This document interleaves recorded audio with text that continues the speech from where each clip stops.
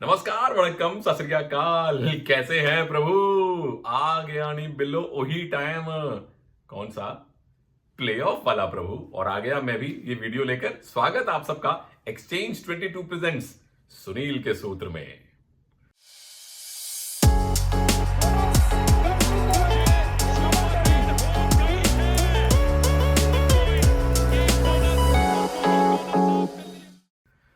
Finally दो teams आज आगे जाएंगी, दो टीम्स सैडली घर जाएंगी। यही विधि का विधान है और यही फिर अब होने वाला है प्रो कबड्डी में।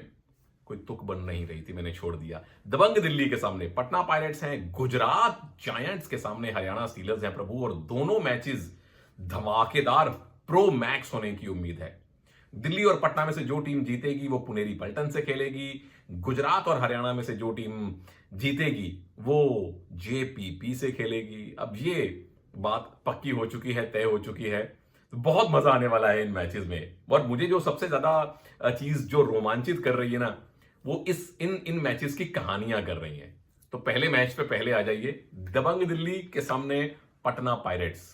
पिछला मैच जो दबंग दिल्ली और पटना पायरेट्स में हुआ था वो 39-39 पे टाई रहा था। उससे पिछला मैच जो दबंग दिल्ली और पटना पायरेट्स के बीच में हुआ था वो 38-37 से जीता था दिल्ली ने। यानी इन दो टीमों के बीच में जो दो मैच हुए हैं उसमें पॉइंट्स डिफरेंस रहा है सिर्फ एक का। इससे पता चलता है कि कितनी करीबी टक्कर हुई है और कितनी क्लोज लेवल की ये टीमें हैं। दूसरी कहानी, भाई जब दबंग दिल्ली चैंपियन बनी थी पहली बार, सीजन 8 था ना, पटना पायरेट्स को हराया था फाइनल में। किस किस को याद है? हाथ खड़ा करो। वो प्लेयर की सब्स्टिट्यूशन भूल गए थे कोच साहब, उन्होंने सारी टीम बाहर बुला ली थी, सब्स्टिट्यूट भेजे थे। फिर उनको जब बाहर से अंदर भेजना था तो पता चला आपके पास 5 मौके ही नहीं है। और अंतिम ये 1-2 मिनट्स में दबंग दिल्ली जीती थी। मंजीत छिल्लर उस टीम में थे, अजय ठाकुर टीम में थे। चलिए बहुत ज्यादा खेले नहीं थे। नवीन उस टीम के सुपरस्टार बने थे। मंजीत थे, आशु थे, जोगिंदर थे, रविंदर थे, संदीप नरवाल थे। वो दिल्ली की टीम अब पटना पायरेट्स के सामने है। ये दूसरी कहानी। तीसरी, कहां दिल्ली एक बार की चैंपियन और कहां पटना 3 बार की चैंपियन है। इन कहानियों पे बिल्कुल गौर करना पड़ेगा। चौथी कहानी, एक तरफ है सबसे अनुभवी कोच खोखर साहब, वो 80 के दशक से 1980 के दशक से वो कोचिंग कर रहे हैं। सामने है युवा कोचेस, चपराना साहब यू मुंबा के साथ असिस्टेंट थे, फिर सीनियर हुए, फिर पटना में आ गए। उनके साथ नरेंद्र भाई बहुत टाइम पहले हरियाणा के असिस्टेंट कोच रहे हैं। तो रिलेटिवली अगर अनुभव देखें तो एक तरफ अनुभव है, एक तरफ युवा कोच हैं जिन्होंने अपना लोहा मनवाया है। अब दूसरी बात पे आते हैं, टीम के इस सीजन में हालात क्या रहे हैं।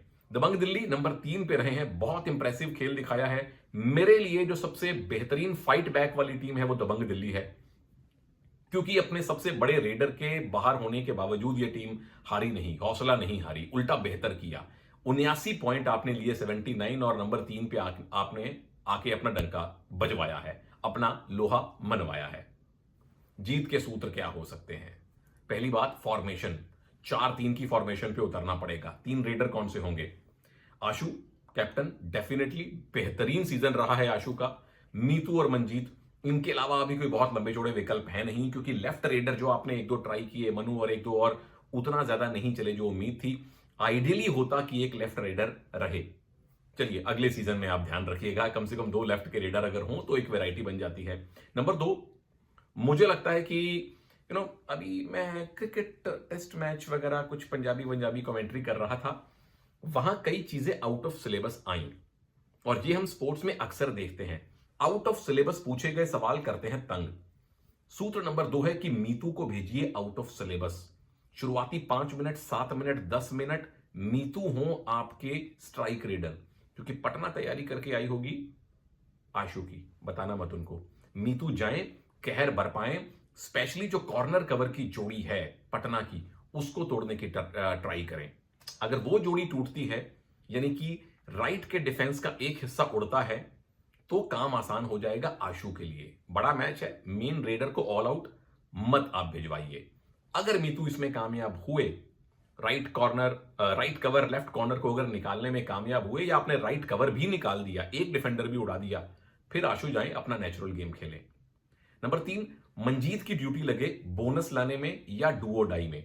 ज्यादा बल्क ऑफ स्कोरिंग जाहिर तौर पे आशु को ही करनी चाहिए। नंबर 4, कवर्स को बहुत शांत रहना है। अब ठीक है, अभी कुछ दिन पहले मैं विशाल मितू से बात कर रहा था किसी एक और इंस्टा चैट में। आप भरोसा दिखाते हैं अपने कवर्स पे, पर इस टीम की ताकत आती है कॉर्नर्स में। अब इसी के बीच में छुपा हुआ एक और सूत्र यह है कि मुझे लगता है कि विशाल को शुरुआत मिलनी चाहिए, क्योंकि बड़ा मैच है, विशाल को ज्यादा तजुर्बा है, इस टीम के सबसे सीनियर प्लेयर वो हैं, इस लीग के सबसे सीनियर डिफेंडर्स में से वो हैं, बड़े मैच का प्रेशर वो हैंडल कर सकते हैं। तो विशाल और साथ में आशीष, आप शुरुआत करें, कवर्स आपको सपोर्ट करें, कवर्स सपोर्टर की भूमिका में रहें, अग्रेसर की भूमिका में ना रहें। एक्स फैक्टर कौन रहेगा इस टीम का? मुझे लगता है डिफेंस ही रहेगा। अब वो चाहे योगेश आशीष हो, चाहे विशाल खेलें, कवर्स किस रोल में खेलते हैं वो भी देखना पड़ेगा, क्योंकि पटना की जो सबसे बड़ी मजबूती मेरे लिए है वो उनके 3 रेडर हैं, सचिन, मंजीत, सुधाकर। उनको अगर आपने काउंटर कर लिया तो सेमीफाइनल जाने का रास्ता 78.5% खुल जाएगा आपके लिए प्रभु।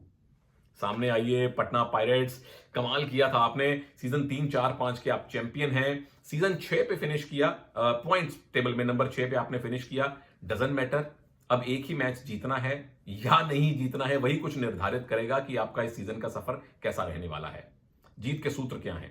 पहली बात, 4-3 की फॉर्मेशन आपको भी खिलानी पड़ेगी, क्योंकि दिल्ली का डिफेंस भी मजबूत आता है। Sachin, Manjeet, Sudhakar automatic obvious choice बनते हैं। एक दो और यंग प्लेयर्स हैं, लेकिन सुधाकर मुझे लगता है कि लेफ्ट रेडर के तौर पे बेहतर काम कर सकते हैं। नंबर 2, दिल्ली अगर सरप्राइज करे या ना करे, आपको सरप्राइज करना है। पहले 5 मिनट में सुधाकर को खोला छोड़ दीजिए। उनका टारगेट होना चाहिए कॉर्नर्स, चाहे वो विशाल खेलें, योगेश, आशीष, तीनों में से कोई भी 2 हो। दिल्ली की मजबूती उनके 2 कॉर्नर्स में आती है। विशाल हो तो डेफिनेटली, योगेश आशीष की जोड़ी हो तो भी जाके कॉर्नर्स को निकालिए, कवर्स स्ट्रेच होंगे, उनको बाहर जाना पड़ेगा, डिफेंस की संरचना हिलेगी। नंबर 2, अगर ये नीति कामयाब नहीं होती है तो अपनी पुरानी नीति पे आइए। सचिन अपना नॉर्मल गेम खेलें, अति अग्रेसिव होने की जरूरत नहीं है, दिल्ली के डिफेंस में आपको दरारें मिल सकती हैं। सूत्र नंबर 3, अगर वो पहले वाली स्ट्रेटेजी चली फिर तो ठीक, अगर नहीं चली तो सूत्र नंबर 3, रेडर्स की फिर रोटेशन होती रहे, यानी कि राइट रेडर, लेफ्ट रेडर लगातार इन टेंडम यहां वहां से रेड करते रहें, दिल्ली के डिफेंस को परेशान करते रहें। और नंबर 4, मयूर राइट कवर बेहतर खेले हैं नीरज की इंजरी के बाद, लेकिन अटैक की शुरुआत मत कीजिए आशु के ऊपर। लेफ्ट कॉर्नर को आप शुरुआत करने दीजिए, आप सपोर्ट कीजिए। और इसी सूत्र का भाग भी यह है कि जब मंजीत और मीतू आए, क्योंकि वो बहुत लंबे रेडर नहीं है, तो मयूर उन पे अटैक करें, उनको डैश करने की ट्राई करें या डबल थाई होल्ड करने की ट्राई करें। एक्स फैक्टर मेरे लिए रहने वाले हैं वो खिलाड़ी जिनका मैंने अभी नाम नहीं लिया। Another defender who plays beautiful, his name is Krishna Dhull, right corner. क्योंकि वो दिल्ली से खेल के आए हैं, क्योंकि वो दिल्ली के विनिंग स्क्वाड का एक हिस्सा रह चुके हैं, उस सीजन में भी 1-2 मैच कृष्ण ढुल खेले थे। क्योंकि दिल्ली की सबसे बड़ी मजबूती मेरे लिए अभी भी आशु हैं। आशु राइट के रेडर, यहां राइट कॉर्नर, सामने टाकरा इनका होगा, टक्कर होगी। और अगर कृष्ण ने इनको रोक लिया तो फिर इनके सेमीफाइनल जाने के आसार 66.5% हो जाएंगे। नंबर 3, कौन सी टीम जीतेगी? मैं कुछ ना बताने वाला प्रभु, यहां कोई प्रिडिक्शन नहीं करने वाला हूं, क्योंकि प्लेऑफ में आके सारी प्रिडिक्शन फेल हो जाती हैं। और इन दोनों टीम्स के बीच में 2 मैच हुए हैं, एक टाई रहा, एक पॉइंट से डिसाइड हुआ। अपने को कुछ नहीं पता, रात को देखेंगे कौन सी टीम जीत रही है। लेकिन अभी आप ये जरूर जान लीजिए कि एक्सचेंज 22 की ऐप आपने डाउनलोड करनी है प्रभु लोग। मेरा रेफरल कोड तनेजा जरूर लगाना है, मतलब आपकी मर्जी है, आपकी श्रद्धा है, लगाएंगे तो ठीक, ना लगाएं तो भी ठीक, लेकिन ऐप डाउनलोड कीजिए। जैसे आप शेयर मार्केट में अपनी पसंदीदा कंपनियों के शेयर खरीदते हैं, उसी तरह यहां आप अपने पसंदीदा खिलाड़ियों के शेयर खरीद सकते हैं। हर खिलाड़ी का एक दाम दिया होता है, एक प्राइस दिया होता है। मान लीजिए आशु का दाम दिया गया है 12। अगर आपको लगता है कि आशु 12 से ज्यादा पॉइंट कमाएंगे तो उन्हें खरीदिए। अगर आपको लगता है कि आशु 12 से कम पॉइंट कमाएंगे तो उन्हें बेचिए। वो जो मार्जिन है दोनों में, खरीद और बेच में, वो आपका प्रॉफिट होगा। और एक खिलाड़ी का शेयर आप जितनी बार चाहे खरीदें, जितनी बार चाहे बेचें। कौन से खिलाड़ी खरीद सकते हैं वीडियो के अंत में बताऊंगा। उससे पहले बात दूसरे एलिमिनेटर की, गुजरात जायंट्स बनाम हरियाणा स्टीलर्स। क्या ही मतलब, ये तो मैच मेड इन हेवन है। ये ना ना वो वाला मैच नहीं, जोड़ियों वाला मैच नहीं, ये कबड्डी का मैच मेड इन हेवन है। क्यों भाई? जो पहला मुकाबला इन दोनों टीम्स के बीच में हुआ था पुणे में, 31-29 31-29 से हरियाणा की टीम जीती थी। दूसरा मुकाबला हुआ था इनका दिल्ली में, 34-30 से भी हरियाणा की टीम जीती थी। दोनों मुकाबले क्लोज रहे हैं, ये पहली बात है। दूसरी बात बहुत बड़ी है, ध्यान से सुनिएगा। एक तरफ है राम मेहर सिंह, एक तरफ है मनप्रीत सिंह। दोनों भारत के लिए गोल्ड मेडल जीते हैं। वहां सीनियर राम मेहर सिंह है, क्योंकि वो 1998 और 2002 वाले एशियन गेम्स में खेले थे। मनप्रीत 2002 2006 में खेले थे। इंडियन टीम के सीनियर राम मेहर सिंह हैं। इसी कहानी का बी भाग ये है कि जब पहली बार मनप्रीत प्रो कबड्डी में आए तो पटना के कैप्टन थे। उस टीम के कोच थे संजीव बालियान, पर कोचिंग स्टाफ का और टीम के दिमाग का, ब्रेन का, थिंक टैंक का हिस्सा थे राम मेहर सिंह। वहां इकट्ठे ये रह चुके हैं, नेशनल टीम में इकट्ठे रह चुके हैं। और फिर Ram Mehar Singh ji as a think tank और एज अ कोच 3 बार ट्रॉफी पटना के साथ जीते हैं। मनप्रीत एज अ कोच, अभी जो टीम राम मेहर जी की है Gujarat, Manpreet as a coach उसको 2 बार फाइनल में लेके गए हैं। तो देख रहे हैं कैसे कहानियां आपस में जुड़ी हुई हैं, उलझी हुई हैं। इसीलिए मैंने कहा था ये है match made in heaven bro. और उस गुजरात का हिस्सा फजल भी थे, आज भी हैं। वहां मनप्रीत कोच उनके थे, यहां विरोधी टीम के हैं। आया मजा? चलिए आगे चलते हैं। गुजरात इस सीजन में आपने 70 पॉइंट लिए, बहुत बढ़िया खेले। बहुत सारे चेंजेस आपने किए थे। आप फजल को लेके आए, आप सोमबीर को लेके आए, आपने कवर्स वही पुराने रखे, एक नया एक पुराना। आप साथ में नबी बख्श को लेके आए, आप रोहित गुलिया को लेके आए। तो डिफेंस में ज्यादा चेंजेस किए, उसने आपको फल दिया है। जीत के सूत्र क्या हो सकते हैं? अब गुजरात कई बार इस सीजन में खेली है 5-2 पे विद मोइन नबी बख्श, पर हरियाणा की मजबूती आती है डिफेंस में। तो आपको 4 रेडर लगेंगे, 5-2 से काम नहीं चलेगा। 4 नहीं, 3 रेडर लगेंगे। 5-2 से काम नहीं चलेगा, 2 रेडर से काम नहीं चलेगा, 3 रेडर खिलाने पड़ेंगे। प्रतीक दहिया जरूर खेलें, एचएस राकेश 100% खेलेंगे, टीम के मेन रेडर हैं। और तीसरे रेडर में मेरा वोट थोड़ा सा जा रहा है रोहित गुलिया को। यह सीजन रोहित गुलिया का ज्यादा बड़ा नहीं रहा, पर 2 चीजें हैं। एक तो अनुभव, दूसरा उनका लेफ्ट रेडर होने का एडवांटेज, जो ऊपर दिल्ली के पास नहीं था वो आपके पास है। एक और एडवांटेज है क्योंकि अनुभवी खिलाड़ी हैं, 3-4-5 सीजन से लगातार खेल रहे हैं। बड़े खिलाड़ी, अनुभवी खिलाड़ी बड़े मैच में चल जाया करते हैं। तो इन 3 रेडर्स के साथ आप उतर सकते हैं। सूत्र नंबर 2, डिफेंस में फजल और उनके साथ मुझे लगता है रोहित को होना चाहिए जहां मोइन नबी बख्श खड़े होते थे, क्योंकि रोहित एक बढ़िया डिफेंडर भी हैं। फजल, रोहित हाई लाइन खेलिए, बोनस लाइन प्रोटेक्ट करके खेलिए। हरियाणा के रेडर्स को आसान बोनस मत लेने दीजिए। कवर्स का सपोर्ट मांगिए, उन्हें चलाइए, खास तौर पे फजल।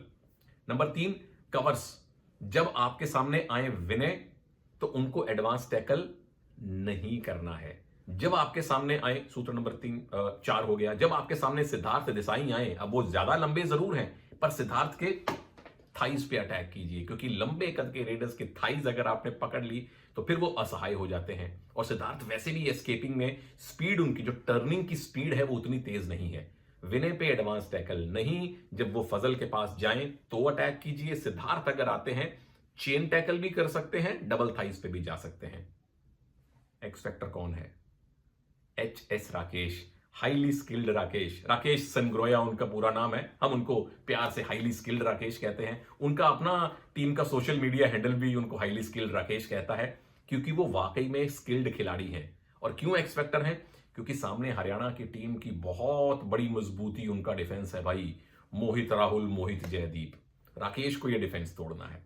सामने आइए हरियाणा स्टीलर्स, तीसरी बार आप प्लेऑफ में पहुंचे हैं। मुद्दत हो गई, कुछ बहुत बड़ा करके दिखाया नहीं। कबड्डी का घराना है, मैक्सिमम खिलाड़ी भारत की कबड्डी में हरियाणा से आते हैं।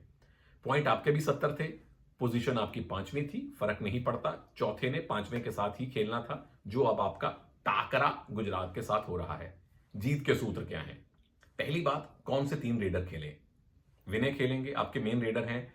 शिवम पतारे को खेलना चाहिए, लेफ्ट रेडर का एडवांटेज लेके आते हैं। थर्ड रेडर प्रपंजन, सिद्धार्थ या कोई और युवा रेडर। मेरा वोट यहां पे अनुभव पे जा रहा है। जो प्रपंजन के पास ज्यादा है, लेकिन मैं सिद्धार्थ की तरफ थोड़ा ज्यादा झुक रहा हूं, क्योंकि एक तो दोनों तरफ से रेड करते हैं वो, दूसरा अगेन बड़े प्लेयर हैं, एक दो सीजन उनके बहुत बड़े रहे हैं, फजल के सामने खेले हैं, फजल के साथ खेले हैं यू मुंबा में, उसका आपको एडवांटेज मिलेगा। नंबर 2, सरप्राइज अटैक आपको भी करना पड़ेगा। क्यों?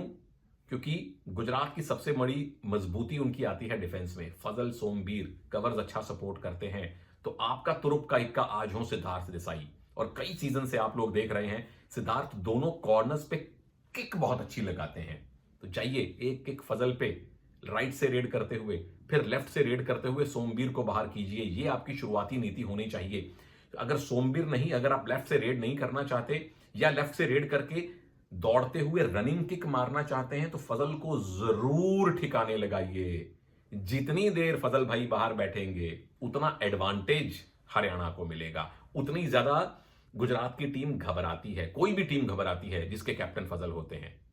नंबर 3, अगर ये नीति नहीं चलती है तो फिर शिवम पतारे को ये रोल मिले, लेफ्ट से रेड शुरू करें, रनिंग किक या रनिंग हैंड टच जो वो अच्छे करते हैं, फजल को बाहर रखना आपके लिए जीत का बहुत बड़ा सूत्र है।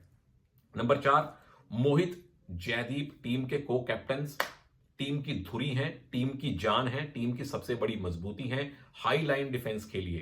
प्रतीक दहिया, राकेश दोनों लंबे रेडर हैं, लेकिन मोहित, जयदीप भी अच्छे खासे लंबे डिफेंडर हैं। चेन टैकल आपकी खासियत है और चेन में ही जाके इनको डैश कीजिए, इंडिविजुअली मत जाइए।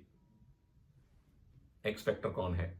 जिस खिलाड़ी का नाम मैंने थोड़ा कम लिया है, वो सबसे बड़ा खिलाड़ी हो सकता है। नाम है विनय, टीम के सबसे प्रभावशाली रेडर। जब आपकी नजरें, मेरी नजरें सिद्धार्थ पर थी, CR66 पर थी, विनय ने बताया कि प्रभु ये मेरा सीजन है हरियाणा के लिए। और वैसे भी फजल को, सोमबीर को, कवर्स को अगर कोई खिलाड़ी तोड़ सकता है जिसके पास फॉर्म है, तो उसका नाम विनय है। कौन जीतेगा मैं ना बता रहा भाई, ये दोनों मैचेस आज के बहुत क्लोज होने चाहिए। अगर कोई भी मैच वन साइडेड हो गया तो व्यक्तिगत तौर पे मुझे बड़ी निराशा होगी, आपको तो होगी ही होगी।